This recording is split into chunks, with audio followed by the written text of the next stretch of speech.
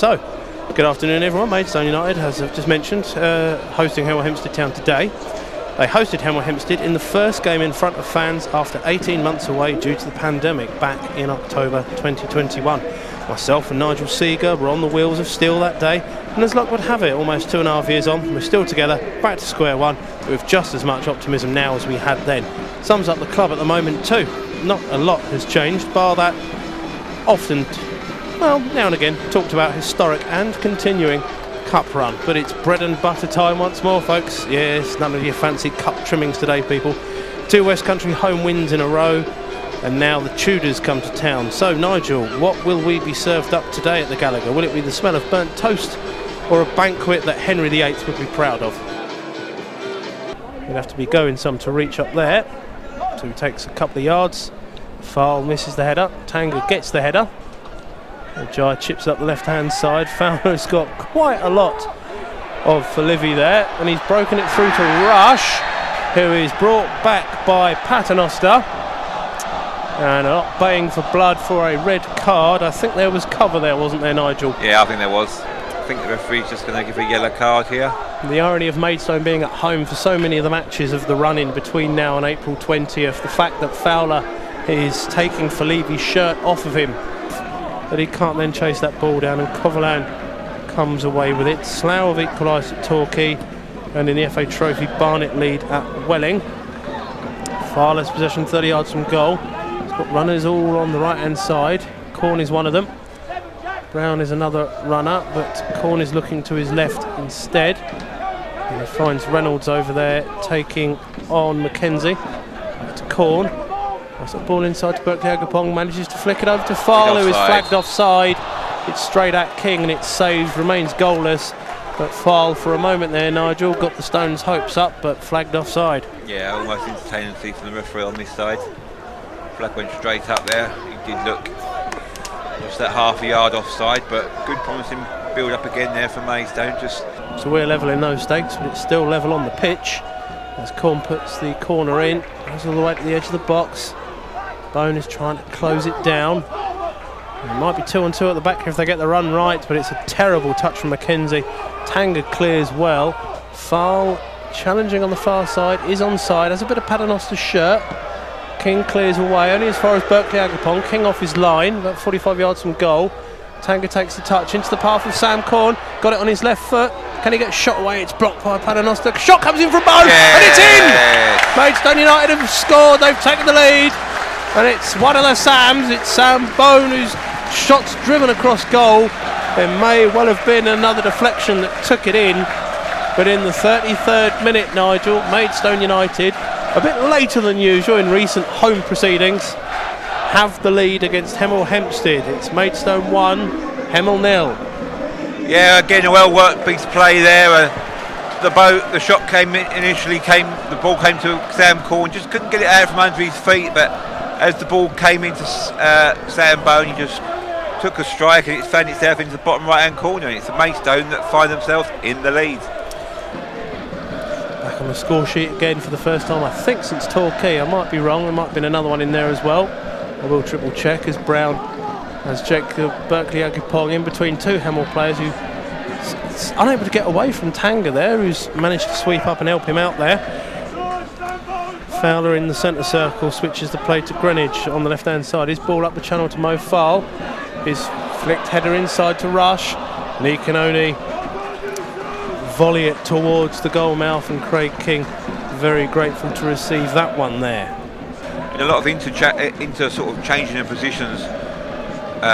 Rafe Brown's found himself up there at times, and Sam Corn's stepped back. George Fowler had that run up into the box and nearly got a chance. Berkeley Agapong's played in. Fowle here, he's rounded the keeper. Is it too wide? It is, as he's just hit the post. There's just not enough space, but Mo Fowle looking to keep his run going, and his run went a bit too long there in the end, Nigel. A great opportunity for Maidstone to go 2-0 up. Yeah, he didn't do a lot wrong there, Fowle. I mean, he got it around the keeper. Keeper probably just forced him out that little bit wide there. And the ball comes in field once more. Hemel with a good bit of possession here these last minute, 90 seconds or so. Josh Williams on the near side, left hand side. Ajay tries to get outside Fowle, just about manages it. He fires that into the chest of Bates, and now Fowle, his opposite number, is beaten to it, but Ajo's managed to lose out, and Tanga gets it on goal, gets his shot away, and he just fires it over the crossbar at the near post. And Hemel Hempstead, in the end there, Nigel, didn't know what to do with the ball. They had it for so long, they managed to give it away. Yeah, they did. Just good pressure there from Fowle, I think. Just being on the shoulder of the defender and closing down. And certainly clean sheets this side of Christmas have been at a premium. Only that Stevenage Cup game and Punjab, to be fair, in Kent Senior Cup, as George Williams tries to get away from his man. Bit of space to Ray. And I told you why you had to be worried about Ray a minute or so before that, Nigel, and Coverland's clawed that out from the top corner, and what would have been an equaliser. Yeah, fingertip save there from Coverland. Just full stretch. So it's Hemel that's going to have a corner as we come to the end of this first half. Is the aggregate guess, probably say anywhere 30-35, I reckon the aggregate from our calculations in the media area here. Headed away by Reynolds, shot comes in from McKenzie, and that ends up being played about with in the Genko. So far opening and only goal, his first in 4 months. Corner comes in deep past the back post, Bone heads it down into the box, and Fowle as well to control it. And now to try and bring it away, he's got Russian space on the switch. He's got Reynolds and Tanga. Reynolds is one of them, and Reynolds plays it across to Matt Rush, and it's saved by King. There was a moment there where Maidstone had the match sealed, but they did well to get it out of all of their feet there, Nigel, with the rain buffeting down even harder. Maidstone so close to making it 2-0. Yeah, Maidstone going coast to coast there. Mofeld bringing the ball out, Buscutting run. So it's them keeping their playoff charge going as well. Chelmsford, I think it's the bulk of the top 7 winning. The Jai gets a header in, cleared up the second ball as well. It might be an on goal here if they can time it right. Greenwich just about doesn't have to get in front of his man. Manages to clear it away. Bone loops it, Fowle has misjudged it. And Coverland just takes his time. Shades of Barrow again there, Nigel. Not all of them, obviously. That ball away from Hemel. Just about. Fowle and Rush play a 1-2. Rush misses out on the 2 at the end. Tanga tries to get round his man, Josh Williams. Plays it back to Berkeley Agapong. Tanga stays on side. Back to Corn on the side of the box. Turns around his man, Hines. Infield to Berkeley Agapong, 1-2. Corn unable to get it back. Berkeley Agapong with a bit of space on the edge of the box on his left foot. Tries to dink it inside and forward. So Berkeley Agapong will go again. With Brown to Tanga. Inside to Corn. Corn chips it, headed away. Nearly comes to Reynolds on the edge of the area. And a couple of loose touches from Hemel. And Berkeley Agapong into Tanga. He gets his shot away. It's straight against King. And the ball just deviates and doesn't bounce to either. Here's George Williams. Ball out wide to Judd. McKenzie outside of him. Puts the cross in first time to the back stick. Brown as well to head away. And it's a flick on by Tanga. Fowle's going to try and keep the Jai adjacent to him for a bit longer. Instead, the ball is played up through the middle. Reynolds chest down, hammers upfield, Rush in plenty of space. Great ball onside on the left-hand side. Fowle infield, Corn further back on the edge of the box. He does find Sam Corn with that left foot deflected, and that takes it nicely, easily, simply into the hands of Craig King. At 1-0 down, trying to get some platform to get back in this game. King playing it round the back line now. Ball played forward into a bit of space in that midfield there.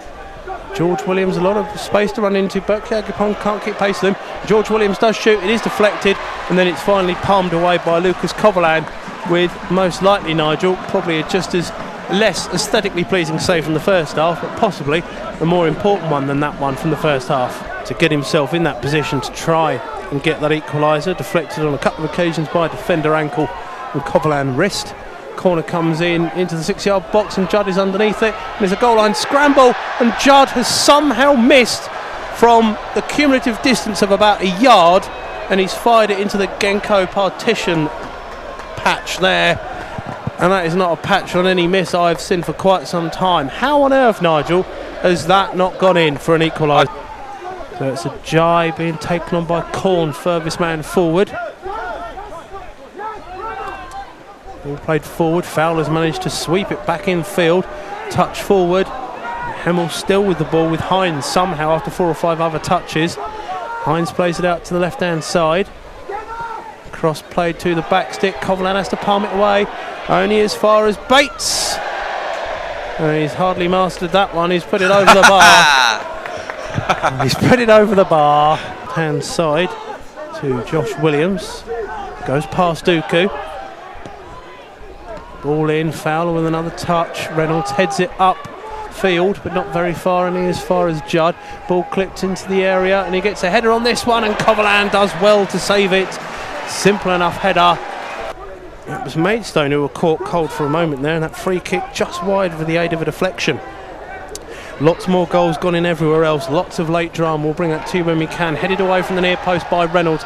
Rush is unable to get to it, so it's Josh Williams who plays it into the back stick. Couple of green heads underneath it, and Whittaker puts in a challenge on Coverland. He was offside when he did it, and there could be yet more stoppage time. Hopefully Coverland and Whittaker are both okay. A bit of consternation along the Maidstone back line as well.